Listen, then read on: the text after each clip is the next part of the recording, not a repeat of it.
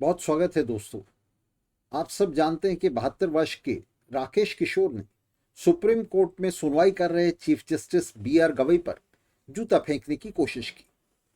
इसके बाद कोर्टरूम से बाहर जाते हुए राकेश किशोर ने नारा लगाया, सनातन का अपमान नहीं सहेगा हिंदुस्तान। पेशे से वकील राकेश किशोर सत्ताधारी आरएसएस भाजपा का समर्थक है और भगवा फासिस्ट विचारधारा का अनुयायी है। घटना के बाद अपनी कार्रवाई पर स्पष्टीकरण देते हुए राकेश किशोर ने कहा कि वह खजुराहो मामले में चीफ जस्टिस गवई की टिप्पणी और मॉरिशस में दिए गए उनके बयान से नाराज था। अभी कुछ समय पहले खजुराहो के एक मंदिर में विष्णु की खंडित मूर्ति की स्थापना की मांग करने वाली याचिका को खारिज करते हुए चीफ जस्टिस गवई ने हल्के अंदाज में टिप्पणी की थी कि मूर्ति की मरम्मत के लिए कोर्ट के आदेश की क्या जरूरत है, विष्णु से कहें वही ये काम कर लें और जब तक ये काम होता है तब तक शिवलिंग की पूजा की जा सकती है। मॉरिशस में एक सेमिनार में भारत में बुलडोजर जस्टिस को लेकर पूछे गए एक प्रश्न के उत्तर में गवई ने कहा था कि भारत में बुलडोजर नहीं, कानून का शासन है। दूसरे प्रश्न के उत्तर में उन्होंने कहा था कि किसी कानून की वैधता का अर्थ यह नहीं है कि वह कानून न्यायपूर्ण भी है। राकेश किशोर का कहना है कि वह गवई के इन्हीं दो बयानों से खफा था। दरअसल मामला इन दो बयानों का नहीं था, बल्कि सुप्रीम कोर्ट को लेकर, और सुप्रीम कोर्ट ही नहीं, बूर्जो लोकतंत्र की दूसरी तमाम संस्थाओं को लेकर भी लंबे समय से आरएसएस जिस तरह का प्रचार करता रहा है उससे राकेश किशोर प्रभावित था और अपने इंटरव्यूज में उसने इन बातों को कहा भी है। मसलन राकेश किशोर ने कहा कि उत्तराखंड में देहरादून के पास रेलवे की जमीन पर जो मुस्लिम बस्तियां बसी हुई हैं उन्हें सुप्रीम कोर्ट ने स्टे क्यों दिया, तो यह भी उसकी एक आपत्ति थी। जूता फेंकने की इस घटना का धार्मिक सांप्रदायिक पहलू तो है ही, जो जूता फेंकने वाले के नारों से बिल्कुल स्पष्ट है, मगर इसका एक छद्म प्रछन्न जातिवादी पहलू भी है जो जातिगत द्वेष से प्रेरित है। चीफ जस्टिस गवई दलित जाति से हैं और जूता फेंकने वाला सवर्ण जाति से। जिस सनातन के अपमान की बात जूता फेंकने वाले ने की है उसके कॉन्सेप्ट के केंद्र में, हिंदुत्व के केंद्र में यह सवर्ण आधिपत्य ही है जिसके निशाने पर अक्सर दलित जातियां रही हैं। राकेश किशोर का गुस्सा इस बात पर भी है कि दलित जाति से जुड़े गवई ने मूर्ति के संबंध में कोई भी टिप्पणी करने की हिम्मत ही क्यों की। अलबत्ता इस घटना के बाद मीडिया में बवाल स्वाभाविक था और वह हुआ भी, और इसके बाद पूरी लिबरल दुनिया इस कृत्य की निंदा के लिए आज उठी। कांग्रेस ने इसे संविधान पर आक्रमण बताया तो मार्क्सवादी कम्युनिस्ट पार्टी ने इसे न्याय व्यवस्था की मर्यादा पर हमला करार दिया। कांग्रेस के दशकों चले कुराज और उसके साथ माकपा जैसी फर्जी लेफ्ट पार्टियों के अवसरवादी गठजोड़ों ने ही संघ भाजपा के लिए सत्ता में आने का रास्ता साफ किया था। संविधान और कथित न्याय व्यवस्था के अंगरक्षक दरअसल पूंजी की सत्ता के ही पहरुए हैं। बार काउंसिल ऑफ इंडिया ने जूता फेंकने वाले वकील को सस्पेंड कर दिया। काउंसिल के अध्यक्ष मनन कुमार मिश्र खुद संघ भाजपा से जुड़े हैं और संभवतः इस बार उनकी चली नहीं, वे निरंतर संघ भाजपा के लिए ही काम करते रहे। सरकार और जजों के इशारों पर, वकीलों पर उन्होंने तरह तरह के नियमों के जरिए दमघोटू फंदा कसते जाने का काम किया है। मोदी सरकार के खिलाफ किसी भी प्रतिरोध को दबाने के लिए उन्होंने जी जान लगा दी है और वकीलों के हाथ बांधते हुए उनके आंदोलनों को उन्होंने लगातार पलीता लगाया है। अलबत्ता हर छोटे बड़े मुद्दे पर मन की बात करने वाले बड़बोले नरेंद्र मोदी ने इस घटना पर कोई टिप्पणी नहीं की है। संघ भाजपा के किसी अन्य नेता ने भी इस घटना की कोई औपचारिक निंदा तक नहीं की है।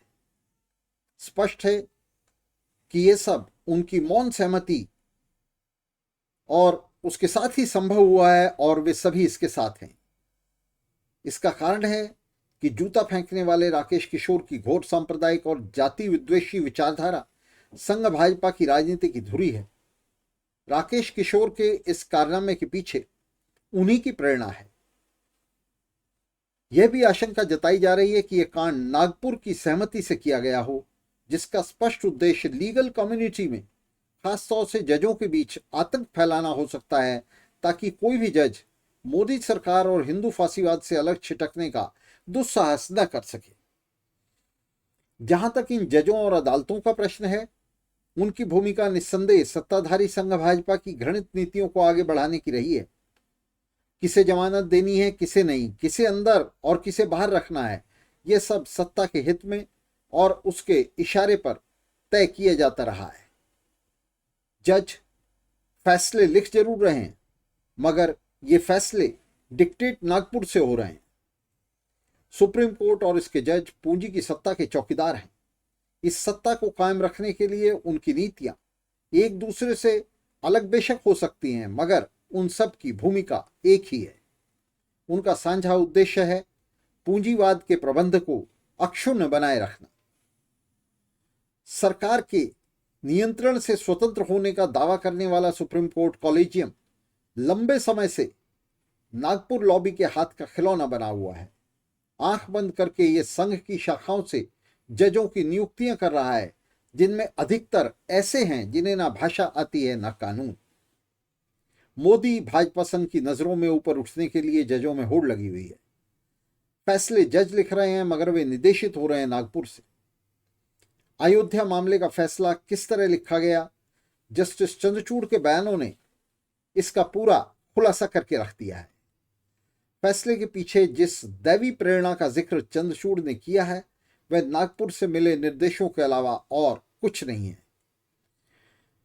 इस दैवी प्रेरणा का ही हवाला देते हुए जूता फेंकने वाले राकेश किशोर ने कहा कि उसने खुद कुछ भी नहीं किया है, भगवान ने उसे नींद से उठाकर उससे ऐसा कराया है। वाजिब है, अगर अदालत के इतने महत्वपूर्ण फैसले भगवान की प्रेरणा से भक्तों के पक्ष में लिखे जा सकते हैं, तो यह प्रेरणा फिर जूता फेंकने वाले भक्त के काम भी तो आ सकती है। नरेंद्र मोदी को हमने कुछ ही दिन पहले चंद्रचूड़ के घर पर एक निजी पारिवारिक समारोह में आरती करते देखा था। चंद्रचूड़ सहित अधिकांश चीफ जस्टिस पिछले दशकों में संघ भाजपा के हाथ की कठपुतली बने रहे।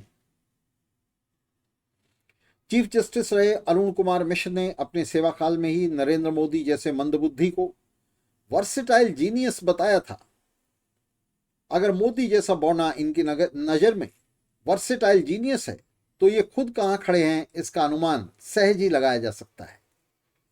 सुप्रीम कोर्ट की एक महिला कर्मचारी का यौन उत्पीड़न और फिर सत्ता और ताकत के सहारे दमन करने वाले चीफ जस्टिस रंजन गोगोई का काला चेहरा हम सब देख चुके हैं। रिटायरमेंट के तुरंत बाद गोगोई को मोदी ने राज्यसभा में सीट दे दी थी। सुब्रमण्यम स्वामी की याचिका पर रंजन गोगोई ने ही राम जन्मभूमि मामले को आर्काइव्स से निकालकर उस पर सुनवाई शुरू की थी, जबकि स्वामी मामले में पक्षकार तक, पार्टी तक नहीं थे। यह किसी षड्यंत्र से कम नहीं था और इस षड्यंत्र के सूत्र सीधे नागपुर से जुड़े थे। अंततः इस मामले में जो फैसला सुप्रीम कोर्ट ने दिया और जिस तरह बाद में चंद्रचूड़ के बयानों ने इसका खुलासा किया, उससे पूरा सिस्टम ही नंगा हो गया है। बेला त्रिवेदी जैसे जजों की सुप्रीम कोर्ट में नियुक्ति ही मोदी सरकार के हितों की चौकीदारी करने के लिए की गई थी। त्रिवेदी गुजरात में मोदी के मुख्यमंत्री रहते उनके सेक्रेटरीट का हिस्सा थी और सुप्रीम कोर्ट में ही उनकी सेक्रेटरी की तरह काम करती रहीं। राजनीतिक रूप से संवेदनशील सभी मामले सुप्रीम कोर्ट रजिस्ट्री त्रिवेदी जैसे उन जजों की बेंचों के सामने लगाती रही है जो पक्के सत्ता भक्त हैं, या यूं कहें कि मोदी भक्त हैं। चीफ जस्टिस बनने के बाद खुद गवई ने मोदी सरकार की कठपुतली बनकर काम किया है। मॉरिशस के सेमिनार में गवई का बयान कि भारत में बुलडोजर का नहीं कानून का शासन है, जितना दोगला और फर्जी है उतना ही कुटिल भी। यह बयान ऐसे समय दिया गया जब उत्तर प्रदेश में चारों तरफ बुलडोजर गरज रहे हैं और बुलडोजर बाबा के नाम से प्रसिद्ध मुख्यमंत्री योगी खुद कह रहे हैं कि उनके बुलडोजर कब कहां कहर बर्पा करेंगे कोई नहीं जानता। इस बुलडोजर राज को रोकने और अपराधियों के खिलाफ कड़ी कार्रवाई करने की जगह चीफ जस्टिस गवई और सुप्रीम कोर्ट इस घृणित सरकारी अभियान पर पर्दा डालने की कोशिश कर रहे हैं। वे लफाजी के जरिए सच को छिपा रहे हैं कि मोदी योगी राज कानून का नहीं बल्कि बुलडोजर का ही शासन है।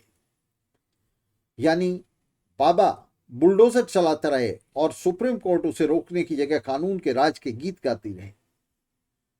जूता सत्ता की सेवा के बदले सुप्रीम कोर्ट को मिली मेवा है। कश्मीर में लॉकडाउन को चुनौती देने वाली याचिका को लटकाए रखकर और अंततः जम्मू कश्मीर के विशेष दर्जे का अंत करने वाले मोदी सरकार के अध्यादेश पर मोहर लगाकर सुप्रीम कोर्ट ने अपनी भूमिका पहले ही स्पष्ट कर दी थी। अब तो लोग मानकर चलते हैं कि सुप्रीम कोर्ट का कोई भी फैसला मोदी सरकार के खिलाफ जा ही नहीं सकता। सत्ता के साथ सुप्रीम कोर्ट की सांठगांठ के चलते ही सांप्रदायिक जहर बांटने वाले तमाम अपराधी आज खुले घूम रहे हैं और फादर स्टेन स्वामी, साईं बाबा और उमर खालिद जैसे दर्जनों लोग सिर्फ इसलिए जेलों में सड़ते रहे हैं कि उन्होंने मोदी सरकार का विरोध किया। चीफ जस्टिस पर जूता फेंकने वाले राकेश किशोर के मामले में इतनी उदारता दिखाने वाली सुप्रीम कोर्ट ने सिर्फ एक लेख में मोदी सरकार की मामूली आलोचना करने वाले प्रोफेसर महमूदाबाद की जांच के लिए एसआईटी बना दी थी, यानी सरकार के विरोधियों को जेल और सरकार के पक्षधरों को बेल। मोदी सरकार ने निरंतर अल्पसंख्यकों, दलितों के दमन को अपना औजार बनाया है और इसे धार देने में किसी ने सबसे ज्यादा मदद दी है तो वे अदालतें हैं। पिछले दशकों में फांसीवाद के लिए रास्ता बनाने के उद्देश्य से संघ भाजपा ने बूर्जुआ डेमोक्रेसी और सुप्रीम कोर्ट जैसी उसकी प्रतिनिधि संस्थाओं पर फिर भी ताबड़तोड़ हमले जारी रखे हैं। सांसदों की खुली खरीद फरोख्त के जरिए संसद को तो उन्होंने सब्जी मंडी में बदल ही डाला है, संविधान को भी पैरों के नीचे डालकर उसे पायदान बना लिया है। इस दुर्भाग्यपूर्ण स्थिति की जड़ें 1947 के उस सांप्रदायिक विभाजन में धंसी हैं जिसने एक घोषित इस्लामिक पाकिस्तान के साथ साथ एक अघोषित हिंदुस्तान की भी नींव रख दी थी, जो तब से सेक्युलरिज्म की बस नौटंकी करता रहा है, जबकि संसद से सुप्रीम कोर्ट तक इसकी तमाम प्रतिनिधि संस्थाएं गहरे से गहरे भगवा रंग में रंगती चली गई हैं। जस्टिस वर्मा का वह फैसला आप सबको याद ही होगा, जिसमें हिंदुत्व का महिमा मंडन करते हुए कहा गया था कि यह कोई संप्रदाय नहीं, यानी हिंदुत्व कोई संप्रदाय नहीं बल्कि वे ऑफ लाइफ यानी जीने का रास्ता है। हिंदू राष्ट्र के संकीर्ण सांप्रदायिक प्रोजेक्ट को प्रमोट करने में सुप्रीम कोर्ट की भूमिका अहम रही है। चीफ जस्टिस पर जूता फेंके जाने की घटना कोई मामूली या अलग थलग घटना नहीं है। दशकों से जारी उस मुहिम के शीर्ष पर यह सामने आई है जिसे भगवा फांसीवादियों ने साजिशपूर्ण ढंग से अंजाम दिया है। बूर्जुआ डेमोक्रेसी की दहलीज पर यह फांसीवाद की दुस्साहसिक धमक है जिसे सिर्फ बहरे नहीं सुन सकेंगे। चौतरफा अन्याय और दमन के चलते फांसीवाद के इस दौरे ने अलबत्ता शासक इलीट के बौद्धिक रूप से, वैचारिक रूप से उन्नत हिस्सों को सतर्क कर दिया है। वे अनहोनी की आशंका से डरे हुए हैं। पहले श्रीलंका, फिर बांग्लादेश और फिर नेपाल में शासक इलीट के खिलाफ हुए विद्रोहों ने इस डर को ठोस जमीन दी है। कुछ ज्यादा दूर तक देख पाने में समर्थ शासक इलीट के अग्रणी हिस्से देख सकते हैं कि इस बुलडोजर राज का, अन्याय और आतंक पर टिके इस शासन का अंत निकट आ रहा है। वे जानते हैं कि श्रीलंका, बांग्लादेश और नेपाल की तरह घड़ा यहां भी लबालब भर चुका है। इनके आईने में इन्हें भारत का बिंब अब नजर आने लगा है। आने वाले तूफान की इस आशंका से डरे शासक इलीट ने इससे निपटने की तैयारी शुरू भी कर दी है। 2 दिन पहले ही दिल्ली में पुलिस बलों के लिए बाकायदा एक विशेष ट्रेनिंग शुरू की गई है कि भविष्य में नेपाल जैसा विद्रोह होने पर उससे कैसे निपटा जाए। मगर शासक इलीट के अग्रणी हिस्से जानते हैं कि पुलिस बलों के सहारे इस कुराज को ज्यादा समय नहीं टिकाया जा सकेगा। सुप्रीम कोर्ट कॉलेजियम के भीतर जस्टिस नागरत्ना अपने सहयोगी जजों को यही चेतावनी दे रही हैं, मगर ऐतिहासिक अंधता का शिकार बहुमत उसे सुनने तक को तैयार नहीं है। वे मदमस्त हाथी की तरह सत्ता के नशे में चूर झूम रहे हैं अफीम खाकर ऊँघ रहे हैं। एक फांसीवादी का जूता उन्हें शायद ही इस कुंभकर्णी नींद से जगा पाए, मगर क्रांति उन्हें जरूर जगाएगी। इस आशा के साथ आज के इस कार्यक्रम को खत्म करने की आपसे अनुमति चाहता हूं दोस्तों। मिलते रहेंगे, मिलकर भंडाफोड़ और संघर्ष जारी रखेंगे।